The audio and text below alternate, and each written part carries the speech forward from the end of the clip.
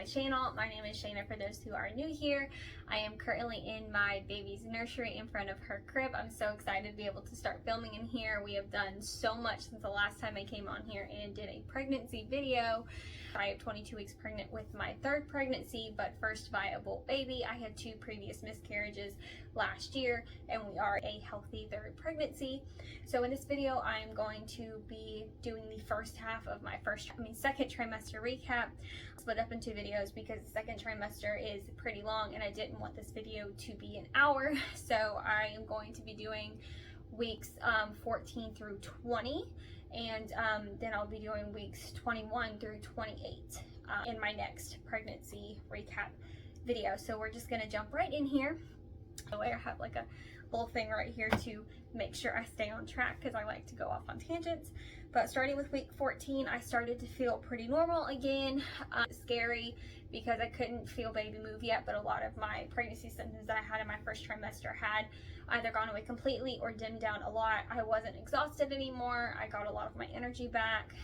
Really wasn't nauseous anymore, except for certain smells would make me instantly nauseous or gag, like taking out the trash. The smell of my dishwasher with dirty dishes in it, oh my goodness. I remember that was horrible. I had to like run to the next room and like squat down and do deep breaths because of how bad the smell was. Started peeing a lot and it has gotten a lot worse since. I pee like 3 or 4 times an hour now. Acne, I got really bad acne, which I've never ever had a problem with acne before in my life. But after getting pregnant with a bunch of the hormone changes, I started getting acne. I have acne on my chest. I have some on my face. It's not bad and it's not huge or like really red, but it's definitely noticeable for me. It started having lower back pain on week 14, which wasn't too much, but you know, I started actually having a bump that was actually growing. It wasn't just, you know, after you eat a food belly. It was an actual belly that was starting to form. So I started to get some back pain. And then moving on to week 15, I got my NIT test results taken at my 12-week appointment, which also gave us the gender results. So those tests were negative fully.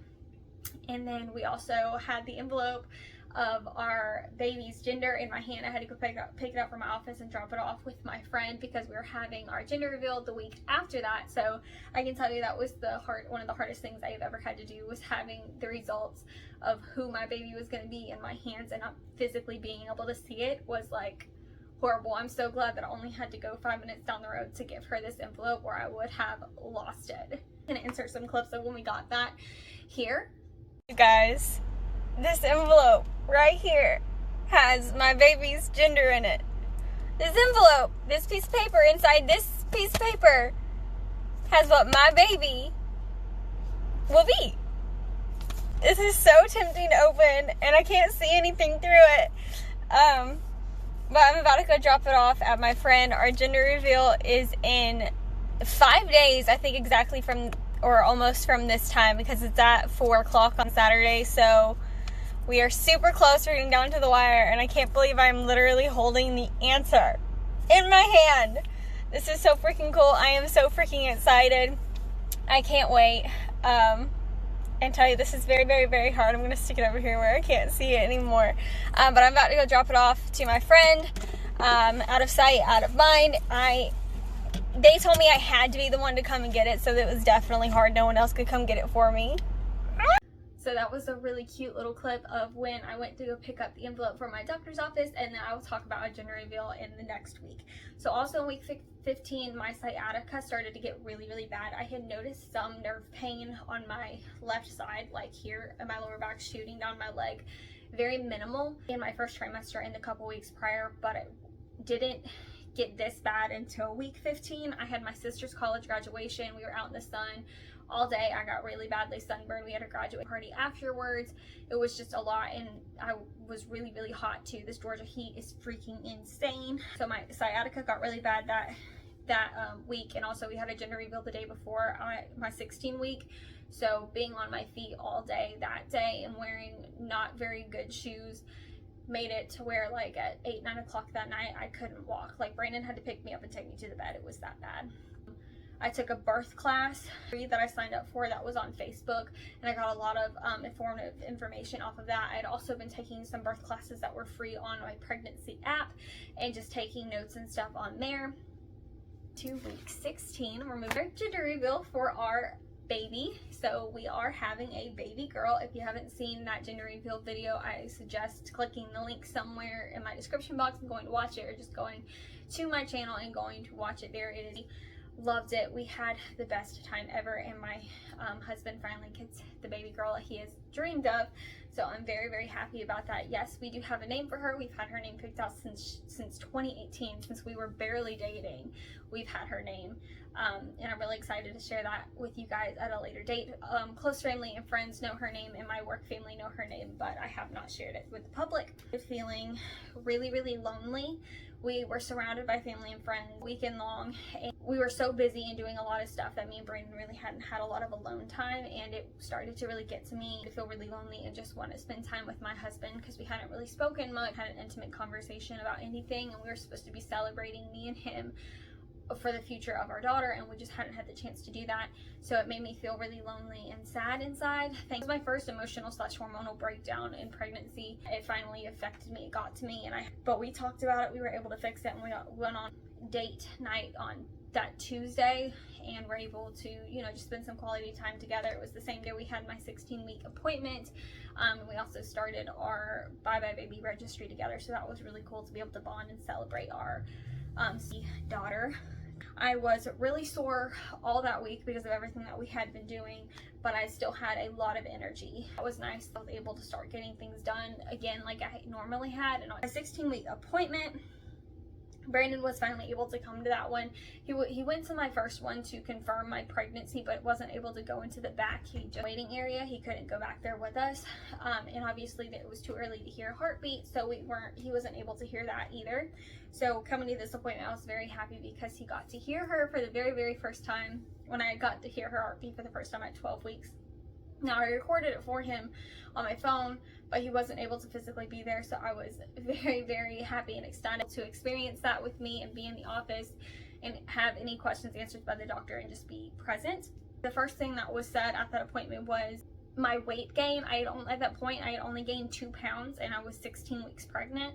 So she told me that I needed to gain at least 25, and that she wasn't worried about it because, you know, I was still really early in my pregnancy, and a lot of women usually don't put on weight until the end of their pregnancy.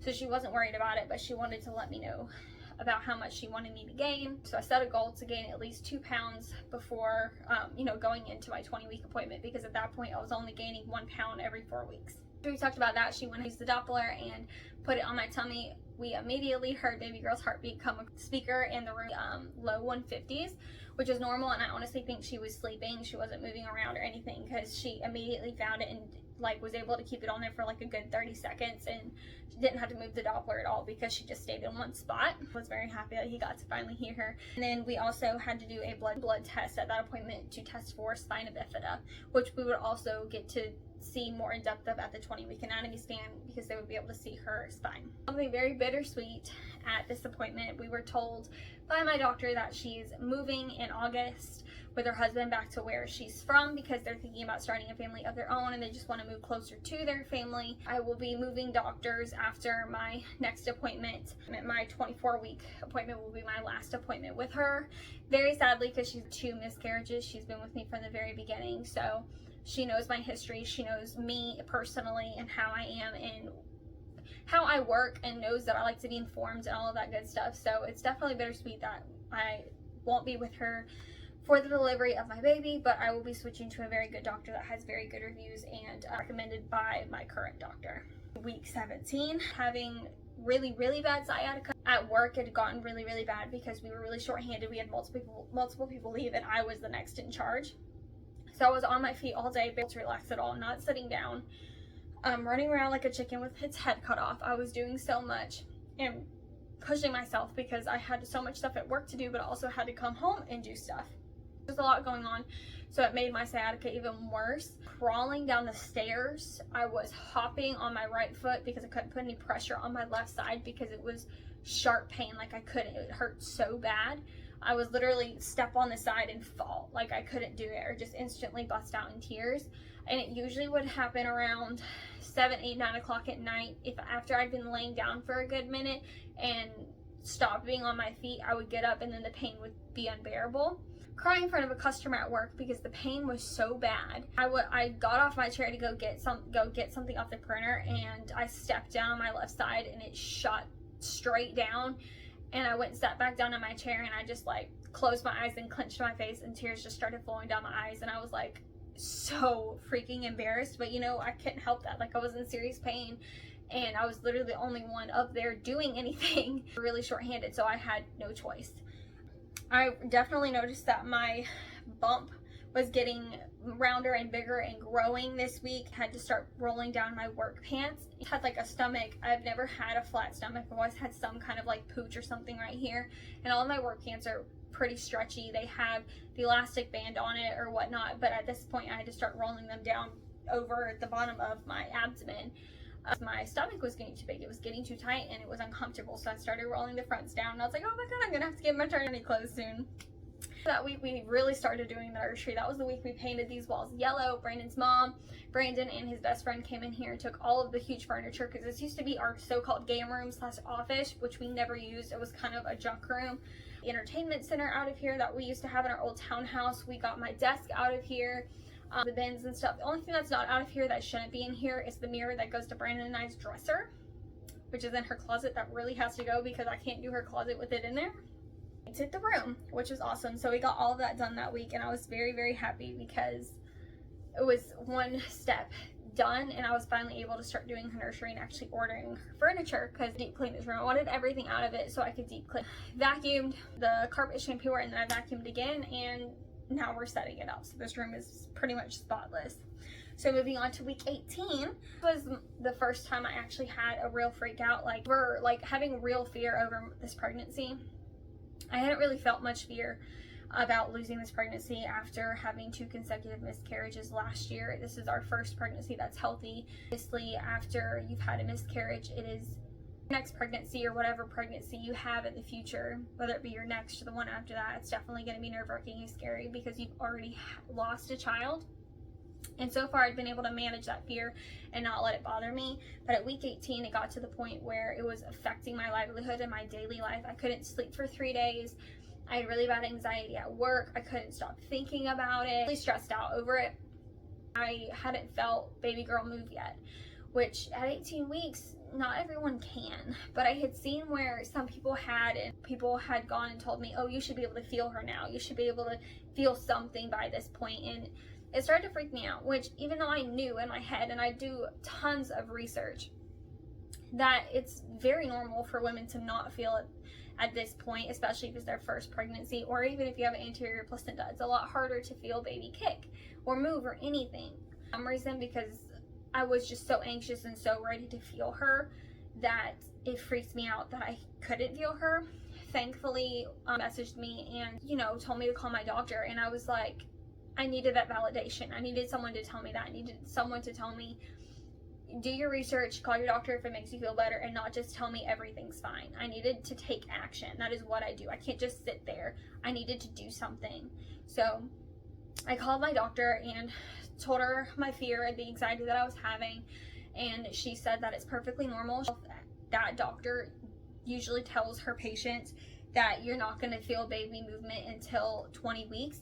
Reason, it's perfectly fine. She's not worried about it at all, to not listen to what other people were saying. Some itching in my stomach this week, not much, it was very subtle, and started using my stretch mark cream. I ordered a variety pack from Amazon, which I've been really using the Mars Cocoa Butter Formula Skin Therapy Oil. I use this thing almost every single night, or when I get out of the shower or whatnot. For summer, I prefer the oil over the lotion. I don't know why, I just do. I feel like it's easier to apply, it's faster to apply, and it doesn't leave as much of a film on your hands, which you wouldn't think so because it's an oil, but honestly it feels better in my opinion than the lotion. But I will switch back and forth depending on what mood I'm in or what's easier to grab. To week 19, where I had a really bad sciatica flare up. Week 18, it didn't bother me much. It was a pretty easy week other than my anxiety and my head fear, but physical pain and stuff like that wasn't a big factor. But going into week 19, the symptoms started to get pretty bad again. My sciatica, this time it was pretty constant, and it wasn't like every now and then. It was literally every single day I was in pain, and that's also had to do with the work thing because it was still really bad. This week I also developed a yeast infection over the weekend, or over the week prior. I had a lot of discharge, like more than normal, to where it was soaking into my undergarments, but it was white or sometimes clear of it. But over the weekend I started to get really itchy down there, so I just stopped. And then but I still had really bad discharge Monday through Wednesday. But Wednesday morning I went to the bathroom and noticed that my discharge had turned from white to yellow. And I was like, yeah, I definitely have an infection. So I called my doctor. She had me come in the following day, and she confirmed it, and she gave me a cream that I literally had to put, like, it was a cream that I had to screw a syringe onto and then squirt the syringe up in my vagina. It was weird and gross and whatever, but it managed to go away by week 20, and I was perfectly fine. My bump definitely popped. Like, it wasn't just a pooch anymore. It was, you're definitely pregnant. And I definitely had a pregnant belly at like 15-16 weeks. Definitely as noticeable as it was last week at that point, because it's there now, and it's to the point where I can't not notice it. Like before, you know, I felt normal in my own skin. I still felt whatever, because like I said before, I always had like some kind of a stomach, some kind of pooch. But this is not normal for my normal body. Really popped last week. To hear baby girl's heartbeat again whenever I went into the doctor's office, it was ranging from like 137 to 145. And this time she was awake and rolling around, because it took her a second to find her heartbeat. And when she did, you know, she kept having to move it, and that little girl kicked the crap out of that probe. I was able to hear her heartbeat at that. When I went in for my yeast infection, which wasn't a scheduled appointment, I just really had to go get treated for it. Week 20, I finally felt movement for the first time. And now in the past, at week 17, 18, I felt flutters, I felt like bubbles, but most of the time I just chalk that up to gas, which I know a lot of people say, oh, it's the baby, but I'm a second guesser. I second guess myself to no end on almost about every single situation. I don't know why, it's just what I do. So I never truly knew if it was her or not, even though it could be. So yes, I freaked out at week 18, because in my mind, I didn't believe that the spasm that I had felt or the bubble that I had felt was her. Like in my head, I was like, no way, that's not her. But at week 20, at 20 weeks and 2 days, the day of my 20-week appointment, that night, I felt her, like an actual freaking kick. So also this week, I started having really bad acid reflux. I had acid reflux in the past, but it wasn't bad enough for me to note or take action about. Issue with it, but you know, being pregnant, you're more prone to it. And at week 19, I definitely had it, and I still have it almost every night. I sat straight up in bed. Brandon was asleep beside me, but I just sat straight up in bed. I couldn't sleep. My throat was burning on fire. I had saliva going into my mouth. It was disgusting. And I was laying there with my hand on my stomach, and boom, it was a freaking kick, a whole kick. It wasn't no flutter, wasn't no bubble, wasn't no spasm. It was a freaking kick. It was like someone flicked my freaking stomach. It was so cool. And 2 nights before that, I thought that I had felt her move from this side to this side, like run across my stomach, but it happened so fast that I didn't even believe if it actually happened or not, and I was half asleep. So I didn't count that as that was the first time I felt her move. The first time I felt her move that I count, that I know for sure was her, was 20 weeks, 2 days, that night laying in bed. Swear to you. Sciatica in the heat, obviously, about to hit July here in Georgia, and we're just, it's bad. And the heat here is just hitting all record time high, and like, I'm a tiny person, so I normally freeze, but being pregnant, it's completely different. And I know a lot of women complain about that, or you see these in videos, but honestly, you never understand it. You never for real know what it's like until you actually experience it. And I am experiencing it. I am in the thick of it, man. And I still got 2.5, 3 more months of this, because in Georgia, it doesn't start cooling down until I'm about to pop. It doesn't start cooling down until the middle of October, and I'm due at the end. So this is gonna be fun. Doctors know feet to wear arch supportive shoes to work because of how bad my sciatica has gotten. So I really needed something to wear all day, so that way I wouldn't come home crying or in pain or crying in front of customers at work because I can't get up, like I can't move. So I really needed something to take into work because I work at a bank, so there you have to dress professionally, so you can't wear tennis shoes, you can't wear slides, you can't wear flip-flops or anything like that. So I wanted to get some comfortable arch supportive shoes, so I got a doctor's note to be able to do that. Do our anatomy scan, which is one of the weirdest, awesomest experiences I've ever had in my entire life. I'm gonna be honest though, I barely understood or knew what was going on that screen. It was really hard to tell. Brandon said he could, but honestly, where I was laying down, I was at an angle where I was like having to do this. I could barely see the screen. It arched my neck and it kind of hurt. So, and I have really bad eyesight too, so it was hard for me to see like small things that she was doing, like writing on the screen, doing the measurements and stuff like that, which Brandon did catch. We got to see every single inch of baby girl. As soon as she put that probe on my stomach, the first thing we saw was her butt. So she is breech at the moment, which is completely normal for 20 weeks, where your feet are down here and her head's up here. Completely normal.